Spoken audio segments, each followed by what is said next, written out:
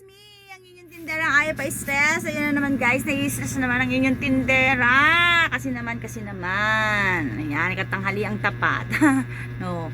Ayan kasi guys, alam niyo ba bakit nai-stress ang inyong tindera? Panigurado, yung mga katulad kong tindera at yung mga namimili. Ayan, panigurado, relate din kayo dito sa aking kwento. So ayan guys, may bumibili sa akin ng mga candy. Ate Michelle, magkano po ang double mint?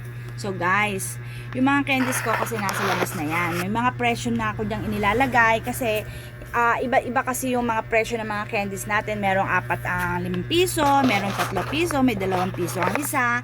And binili niya itong double mint. Ate Michelle, magkano ang double mint? So guys, ayan o.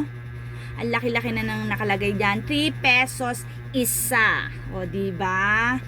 Yan. Kasi yan inaayos ko pa yan para nakikita nila talaga.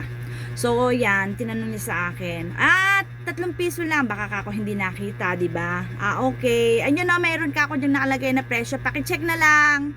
O, di ba? Ang bait-bait ng inyong tindera. Okay na sana kaya lang may pangalawang tanong. Ate Michelle, ilan lang 10 piso? 3, 6, 9. 3, may sukli ka pang piso. O, di ba nakakatuwa? Kung gusto mo, 10 piso, 3. Di ba? Keep the change na yung piso para naman mas malaki tubo ko. Di ba?